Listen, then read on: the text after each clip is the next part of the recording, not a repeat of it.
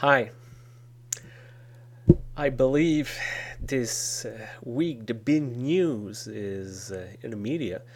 It's all about the Trans-Pacific Partnership that was signed and some part released. We don't have it all yet, but that's seemed to be in the media everywhere. And we have our Prime Minister. We're in an election, but technically the Prime Minister remained the Prime Minister up to the election.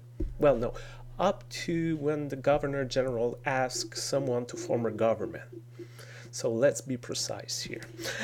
So we have our Prime Minister kind of gloating and promoting this and trying to show everyone how it's a big victory and how you deliver on it. Um, just a few points is that Canada was not, regardless of the Prime Minister, it's not about the Prime Minister, but Canada was not in the initial talk when they started to do this. Canada kind of jumped in that wagon when the train left the station for a while, so they were not initiator of this project, and none of the politicians that we elected really, well, maybe one or two, but not the prime minister, was at the table negotiating. Uh, there was people less known, and if someone should take credit, these are the men and women should take credit for reaching an accord, because they're the one who spend a lot of days and nights trying to find compromise. So they should be the one gloating and boasting about this, not necessarily our party leaders. But I don't know. I don't know what to think really about this accord, because of course everybody's trying to spin the story or promote.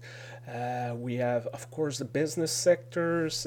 It's too big for us to not to get on board of this, and it will be great for exportation, great for business. It will boost the economy, and it's a eight 800 millions consumer opening to us. Not saying that it's not just Canada that have access to this market, is every country that has access to this market. Japan has access to the same consumer. Chile has access to the same consumer. The US also. So anyway, so they're promoting it. And on the other side, you have unions like the auto worker, they will lose jobs, the dairy farmers, uh, many other sectors, they're complaining. And that leave me a bit perplexed. Um, we saw many accord previously. NAFTA, accord with Europe, and each time they're saying that's the best thing about for the economy. Let's get rid of all the tarification, everything, global market. And sometimes we look around and said, okay, what difference did it make in my life?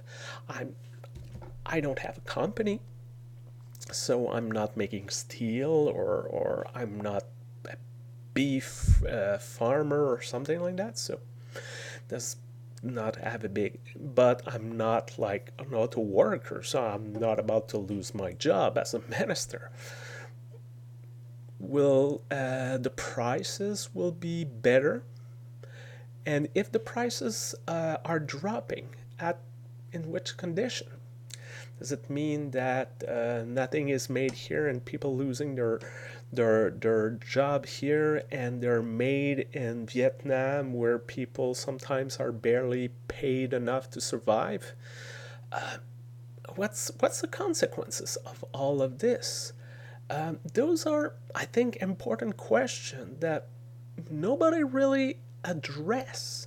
Are the product that we will have here being, will they be safe, or we will deregulate everything? All those questions that I think we ought to ask ourselves. And I'm afraid, once again, The only topic that will matter in the debate is the dollar sign. Are people going to make money or not? And who's going to make money? Always the same or all of us? Because if the 1% get richer and the rest of the people don't see a difference, what is it good for, those kind of accord?